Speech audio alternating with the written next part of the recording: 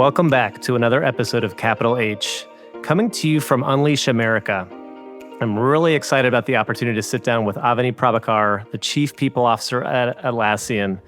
Avani, welcome to Capital H, and thank you for taking the opportunity to share some of your story and Atlassian stories with our listeners. Thank you for having me. Really excited. Awesome. So I'd love to just start and introduce yourself to our listeners and give them a little bit of an understanding of your journey to the Chief People Officer role at Atlassian. First of all, I'm really excited to be here at Unleash. Lots of energy on the ground. My journey to a Chief People Officer role has been really exciting. So I started my career with GE. Was here in the US in first few years of my life.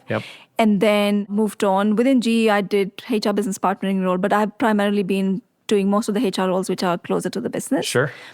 And I did spend time outside of HR within GE. That gave me a broader perspective in terms of what you need to do. I feel like I advocate that for every HR professional to do that, to really become a more well-rounded HR professional. And then from there, I moved on to working with British Airways, which was a full 180-degree shift from GE to American company to a British company in a very different organization and different industry. I think I learned most of my life lessons there in terms of how hard it is to drive a change. Unionized, highly regulated industry. And then also getting more exposure across regions. So from South Asia to Middle East to Africa to Europe and Asia Pacific. So I would advocate everyone to do a stint in a very difficult industry. It just sets you up as a grounded professional.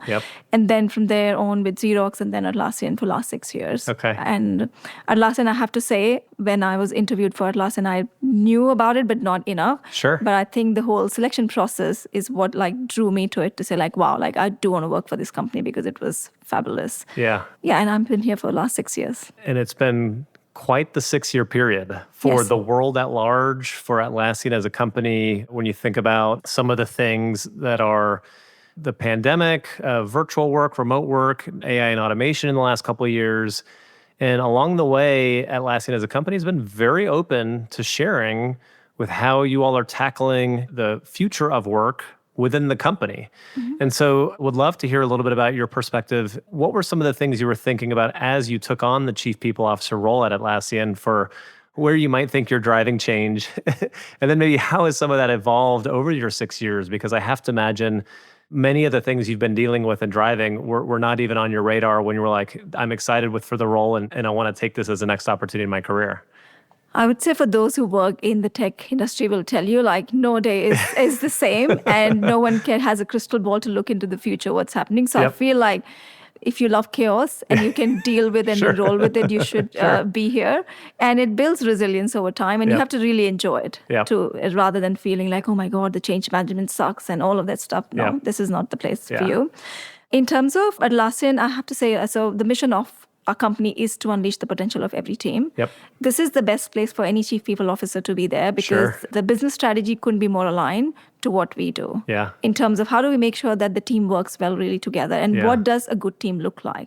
So most of the investment we make even on the people team side, so for example, Team NUL Lab, where we do experiment heavily and we do a lot of research and we study a lot in terms of what good team looks like, what makes teams work better. And when you research and experiment in that space and that goes into the business strategy, I feel like, that's the best place to be in. We have navigated the, of course, pandemic, and we have navigated a lot of external environment together in the last 6 years. I feel like as hard as they were, but most of the businesses who have come out of on the other end, I can tell you they are so much more resilient at this point in time.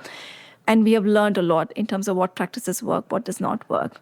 And AI will be the next wave, so we can talk about that in a bit. Absolutely. Well, and maybe for folks who aren't as familiar with the Team Anywhere Lab, can you just describe a little bit about what the lab is, what it does, and how you, from a Chief People Officer perspective, take some of those learnings in terms of thinking about the impact your function drives for the business, but also how you then engage with the broader workforce to understand, here's why we're making some of these changes for how you as humans are doing your work and working together to ultimately drive value for our end customers. So I would say one thing that we really have put our stakes in the ground is that the future of work is not where we work, but we need to shift it to how we work. So that's a very grounding statement. Once you start focusing on how we work, giving you a little bit more insight into the Team Anywhere Lab. So we did State of Teams report. We studied the knowledge workers out there in terms of how they are adopting AI. Right. So most of our hypothesis is based on the data and the research. That's a very different motion than a HR just person saying feeling like, oh, people, yeah. this is not impacting our culture. So I feel like then the conversation shifts dramatically. Yep. So for example, coming up with a data point which says that currently knowledge workers spends 25% of their time just doing search. Yeah. Just looking for information. Yep. Other thing on Team Anywhere Lab, I would say, is once you have all the research, that's what drives your working practices, to your question. Yep. So for example, we don't use emails at all, Yeah. right? So so no one looks at the emails sitting the entire day. That's a different toolkit. Meetings is not our first resort, so we don't do meetings. Right. We use tools like Loom. Yep. So Avani, you just shared Atlassian has no email, which I think a bunch of folks that probably just blew their heads a little bit when you look at so many companies that rely on email. You shared how Atlassian uses Loom internally, right? You spoke about some of the meeting time from a collaboration perspective in time zones. But bring that to life a little bit, right? I'm sure some people are like, oh, I can't believe no email. They must be using some email. But share a little bit about, and this is not an HR only thing. This is enterprise-wide. This is just fundamentally how work gets done. So walk us through, I guess, a little bit of like a day or a week of like what that collaboration looks like truly in terms of working differently. So I would say, like I've been saying, that where we work is not important, how we work. And I feel like how we work is going to become so much more and more important. Yeah. And if I was to bring it to life, when I say Loom meetings, so, I know people usually want to come and present their work because like that's just so much pride and that's how they feel like this is how you get visibility. Yep. So you have to change that and say, you know what? Meeting is not the first resort. The first question is like, hey, can you send me a Loom? Can this be done asynchronously? I think that's a very different muscle. And I want people to understand that the future companies will work very differently. There will be no emails in the future. Right? It's already archaic. It will be instant communication, maybe not through any tool anymore. It might be through AI. Right. So move into that motion right now and build that muscle. When I talk about Loom, for example, a meeting that happens on Loom is a lot more collaborative. Sure. It removes all the biases. You can go exactly at a point and chime in your point, and then that people can talk about it. So it's not, you still showcase your work, you still get engagement, you get better engagement.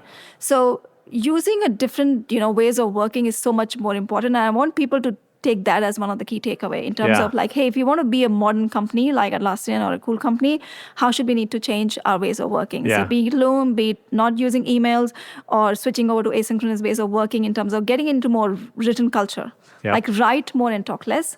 That is a better way to work in all time zones across the teams and create a culture where people feel like they can experiment and fail. Yeah, I love that. I mean, at its core, how are you promoting an exchange of an idea that is more easily understood by a wider array of people through written, through video, and through doing that, you're improving a common understanding of these are our priorities, this is who needs to do what, and you're allowing the execution to happen perhaps that much faster across time zones versus constantly waiting for, can we all get on a call together and talk about it? And that's incredible. And removing language also as a barrier. Like Absolutely. we assume, like people speak English as the first language, and hence it there's helps so much for emphasis. introverts and extroverts. It's leveling the playing field. Yes. That's incredible. So for example, if I was to send any content to you, I will do a Loom recording. And then you or the broader team will get time in their own time to really go and collaborate on that tool to say like, hey, Avani, after like 2 minutes, 20 seconds, the comment that you made, can you explain it to me? What do you mean by that? And then that's where the collaboration starts. So you're really building the muscle to work more asynchronously is one of the key ingredients to be successful in a more distributed work. So we emphasize heavily on no meetings, no emails, using a different tech stack. And also how you organize your day is super important. So which means as long as you get 4 hours of overlap of doing collaboration, which means meeting, it's fine. You don't have to be doing 8 hours of meeting all day. Other thing that you need to enable is how does the work gets organized, which means if I'm based in Sydney and my colleague is based in California on West Coast, we get 4 hours of overlap across the year. And hence, a particular project can happen between these two locations, but cannot happen between Sydney and East Coast, for example. So you have to set some of those guidelines in terms of collab zones, the ways of working. And I think while you're doing all of this, everyone asks, like, so what happens to connection? Like, do people feel connected? And I just want to call out, like just the sporadic office attendance, which means like just going into office, looking at the laptop sitting next to each other, you don't drive any connection. Right. The real connection and human connection, based on our research, tells us is built when you bring them together to really solve a critical business problem. Yep. And that can happen over the course of once in 3 months, once in 4 months. It's strong enough, rather than really asking people to come into office and assuming that that's how people build connection. That's a myth. Yeah. So those would be my kind of key insights into Team Anywhere and what we have learned so far. Yeah, well, and thank you for sharing that. And you know, one of the things that I double down that you shared for folks, just to make sure everyone catches this, is the focus on the how we work, right? Not the where. And acknowledging pre-COVID, post-COVID, the where hasn't really changed, right? Folks were always in different offices from some portion of their team members. If you were a company of more than 100 people operating in more than one city, right? And the where was already evolving pre-COVID from how are you using some of these different collaboration tools. I remember the first time I probably hopped on a Zoom with someone was in 2017 or 18, or various versions of technology that now people are like, oh, it's second nature for how we leverage that.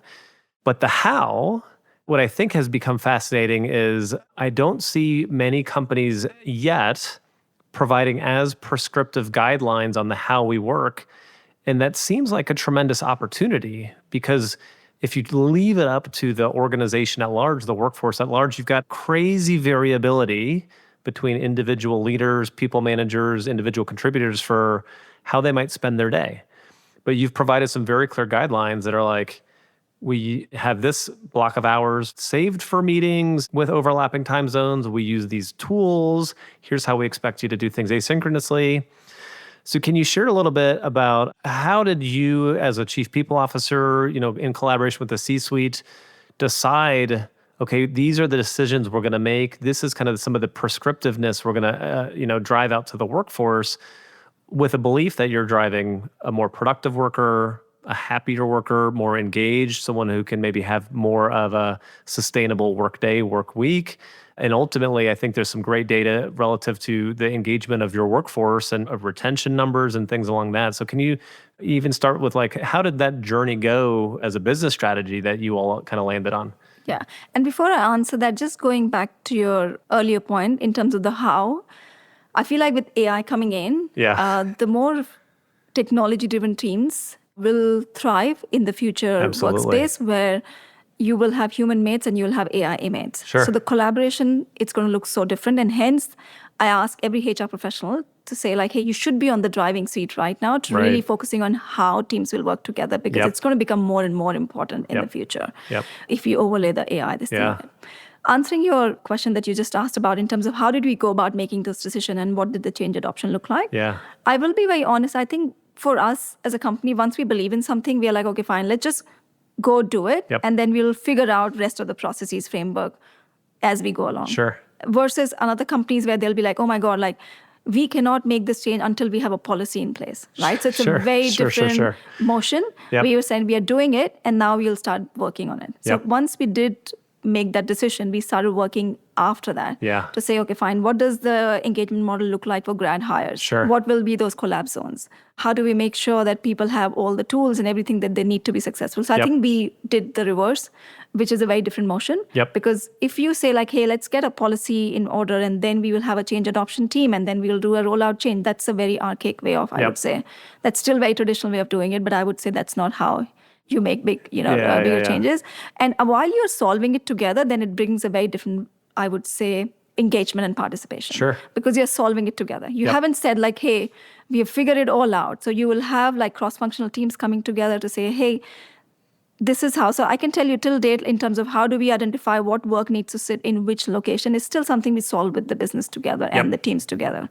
So that is how we went about it. I'm sorry, like, I don't have a very, like, traditional answer to give you to say, like, hey, make sure you have a great change adoption and do a lot of comms and people need to hear it. No, I feel like the speed at which we move in tech, it's more like, let's keep rolling and be right a lot, as we say. Well, what I would actually probably take away a little bit in terms of what you shared is, I have to imagine from a C-suite perspective, you all have set this expectation to the workers, like, this is who we are as a company. This is how we're going to work. So we're all in. Right. And so probably your workforce, I would wager, is maybe that much more ready to adopt new ways of working, new behaviors, because they know to work at Atlassian means you're going to work fast. You're going to try some new things. It's going to be okay if those things don't work.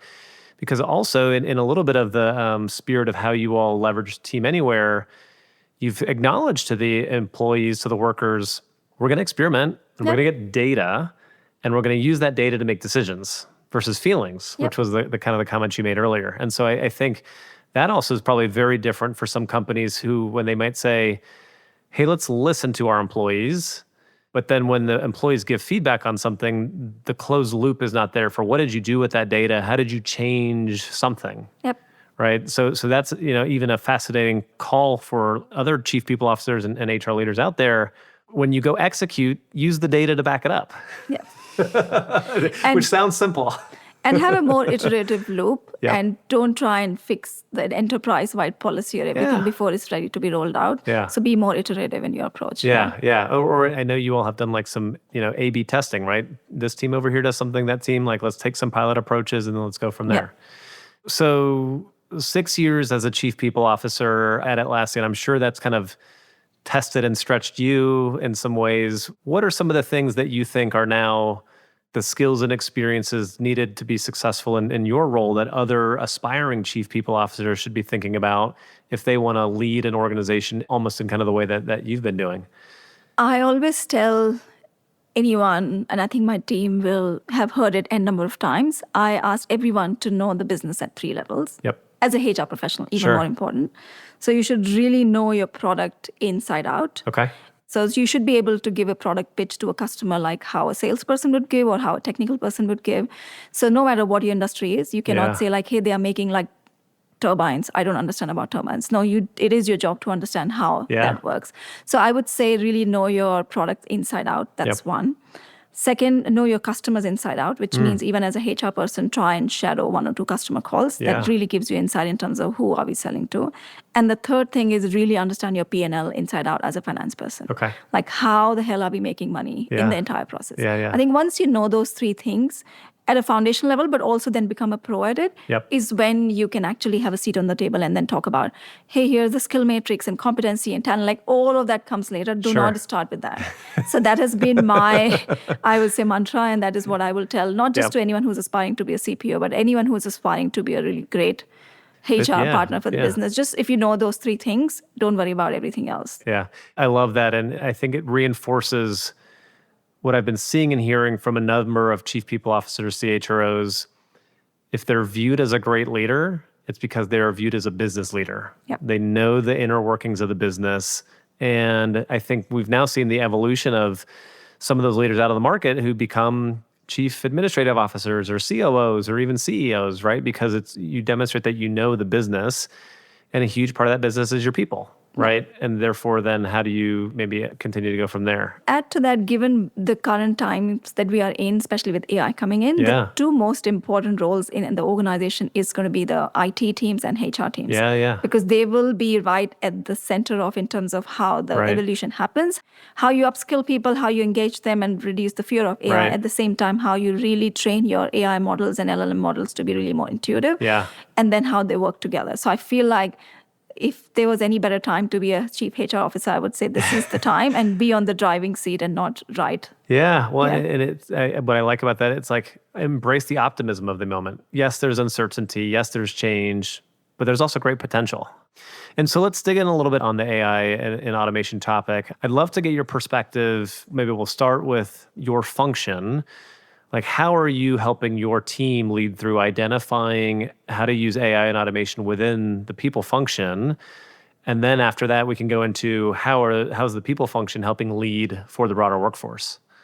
So for Atlassian, I think I look at it differently because we are also making AI. So we are in the race. So we've been in the AI race for the last 4 years in terms of how do we make sure that we have the best agentic or agents out there.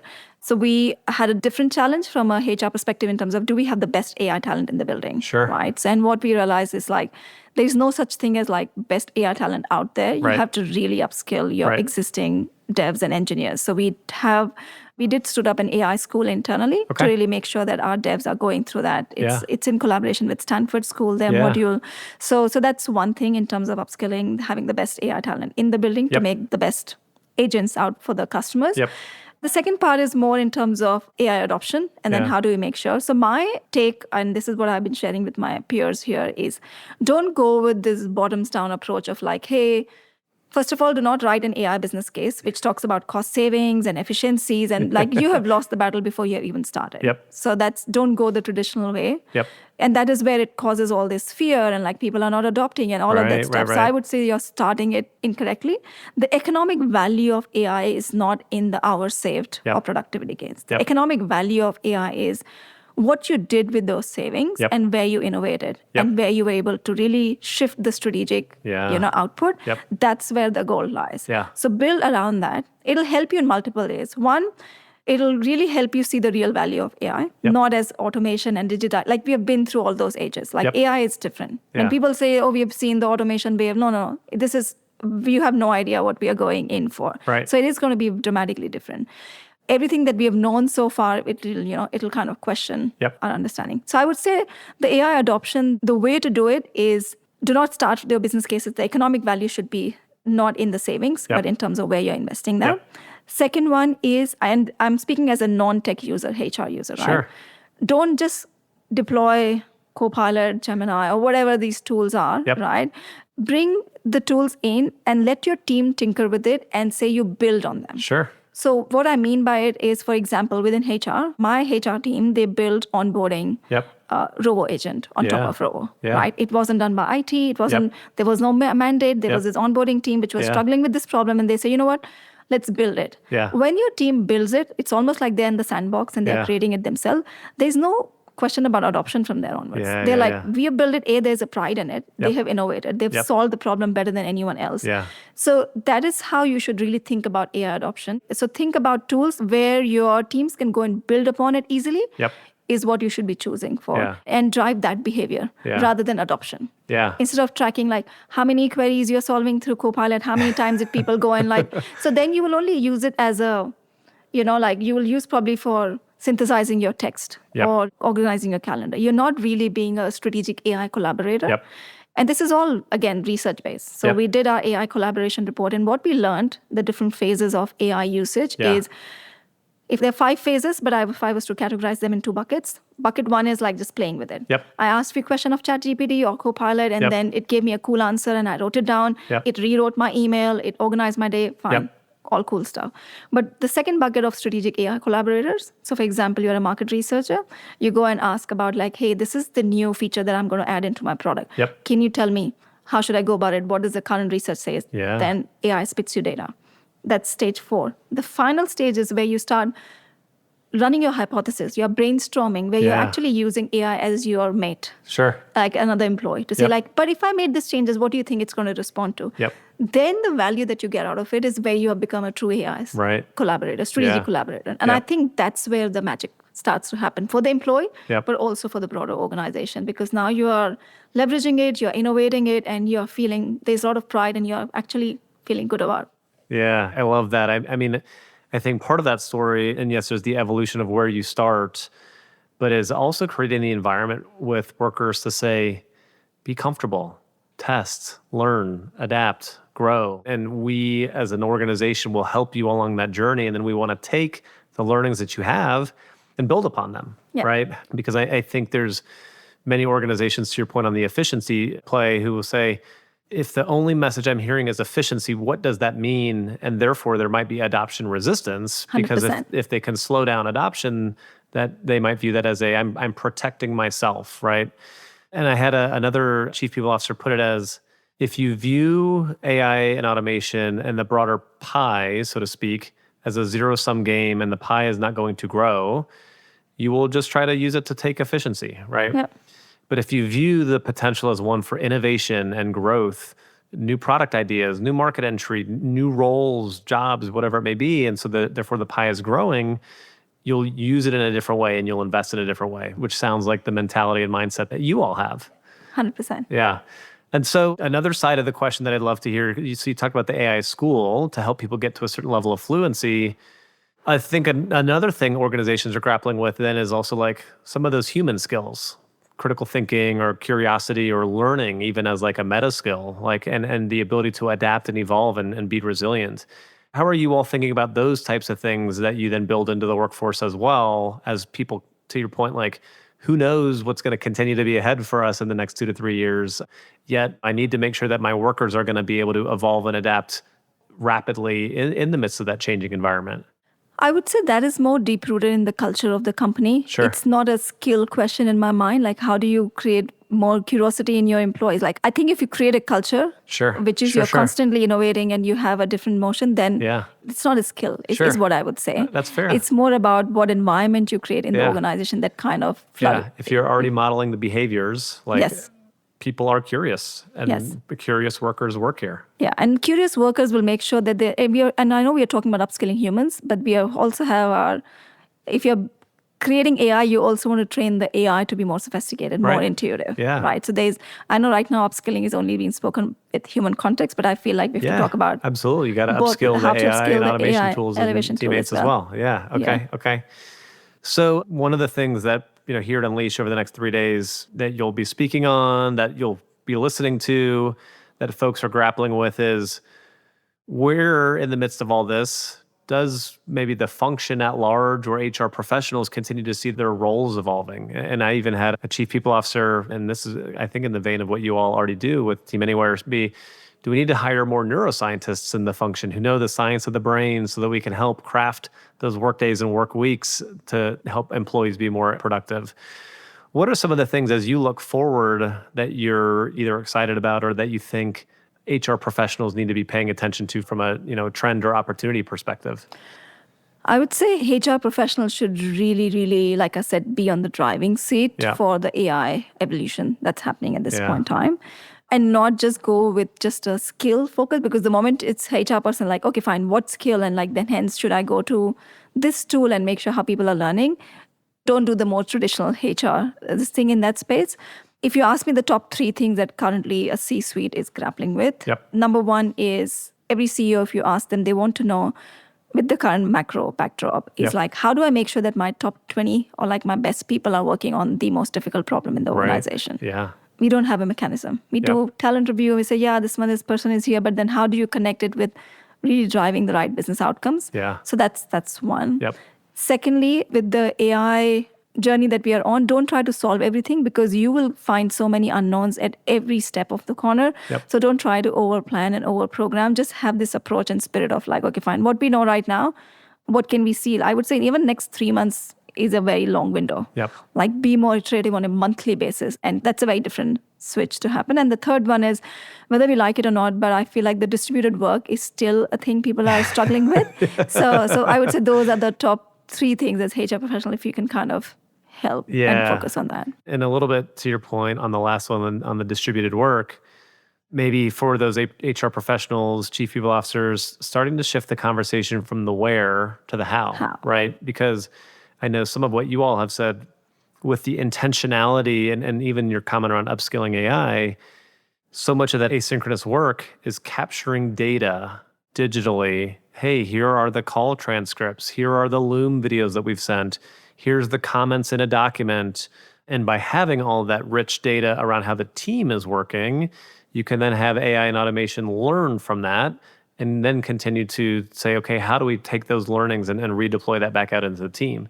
And if you're not changing that how, and you're only focused on the where, and some portion of the where is in person, but in person, you're not even capturing all that rich dialogue digitally, you're starving your AI tools from some portion of knowledge to then go learn and really come back around and make an impact for the humans in the workforce. 100%. And you have to make AI almost part of all the workflows that you do. Yep. So if you're a leader in HR, you have to make sure that your team sees that. Yeah. Because then they'll feel like, okay, fine, this is how work gets done. Yep. So therefore, the focus on how I cannot emphasize more in any context, be it distributed work or AI adoption, is where I would ask them to switch the focus on. Yeah. I think then one of the other priorities that you said on how do we as a leadership team truly know we have our best people working on our most urgent business priorities, right? I think there's always times where leaders would say, okay, here's my critical talent or whatever categorization you may be using. But the question then doesn't always become, are they working on the most critical thing from an enterprise perspective? 100%. It might be the most important thing in the function. But what's then our opportunity cost if they're not working on the most critical enterprise thing? And how then are you orchestrating a team in a little bit of a different way on the right enterprise priorities? So you nailed it to say, like, when we say most important problem, it's not within the function, because that's what happens right now. And the bigger the organization grows, you become more siloed in terms of, like, I've got my best player working on my best functional this thing. No. Yep. If I'm the CEO, I want to make sure that my top 20 best people are working on the most important problems. Yep. And I think for something like that, as HR person, you do have to kind of break the norms of the normal processes and not get, not go by the policy or everything, just to say, like, okay, fine, this is what we need. And hence, a little bit of scrappiness, which I always like in this thing, is needed. So that's how I would ask HR. Like, don't try and create a process around it. Yeah. For everything, there shouldn't be a process. You know what is the problem. You know there are top 20 people in the organization. Yep. And then how do you make sure that you cut through that chase and put them on the most important assignments? Yeah. Which, in a world that's constantly changing, the ability to feel comfortable and confident that you've got your best people tackling your hardest problems, as a leadership team, you can always say, look, even if we failed, we gave it our best and we put our best people against it, right? 100%. And that maybe inspires some level of trust and excitement in the broader workforce to say, we know we're headed in a direction that we gave it our best no matter what happens. Agree. Yeah. Well, Avani, I think a few things I want to reinforce for those chief people officers, aspiring CHROs, and business leaders out there that you shared. Number one, be a business leader. Know the business inside out. Know your product, know your customer, et cetera. Know the P&L, right? A second thing is there's a degree of AI fluency that you need as a leader and that you need to invest in the organization broadly. And then thirdly, as you think about from a go-forward perspective for how HR professionals, business leaders will continue to drive value, you've got to make sure you're focused on, are you doing the right work with the right people for enterprise priorities? And you got to be very clear on what those enterprise priorities are, right? Because if you're not aligned on those priorities, then you're probably not getting the right people lined up against them. And so I think those are some like very tangible things that folks can take away, right? To questions to kind of interrogate their own functions or companies and say, are we all aligned on the right priorities, yes or no? If yes, do we have the right people, right? And how are we sure that they're the right people? And then, oh, by the way, how are we working and capturing the knowledge or the decisions made or the thought process of these people, using that to train AI and automation to help augment and upscale the rest of our workforce. So with all that in mind, I'm sure you've got a lot of lessons learned. You've got a lot of ideas for where the organization would head. You've been on a journey, which will continue. But if you were to give one maybe like place for a chief people officer or senior HR leader to start today or tomorrow, where would you suggest to them as like a place to start? I would say the place to start for them would be just go spend time with customers. Yeah. Know the business, know what your customers want, and use that as feedback to drive your decisions. 100%. Yeah. I love that. And be on the driving seat for the AI evolution. Yeah. Love that. Well, Avani Prabhakar, the Chief People Officer of Atlassian, joining us at Unleash. Thank you so much for sharing your perspective, some of your journey at Atlassian, and some of how Atlassian is tackling AI and automation within both the people function, but the workforce at large. Folks, Capital H listeners, stay tuned for more coming to you from Unleash. I'm excited to share some insights from 3 very energetic and jam-packed days with a lot of learnings. Thank you. This podcast is produced by Deloitte. The views and opinions expressed by podcast speakers and guests are solely their own and do not reflect the opinions of Deloitte. This podcast provides general information only and is not intended to constitute advice or services of any kind. For additional information about Deloitte, please go to deloitte.com/about.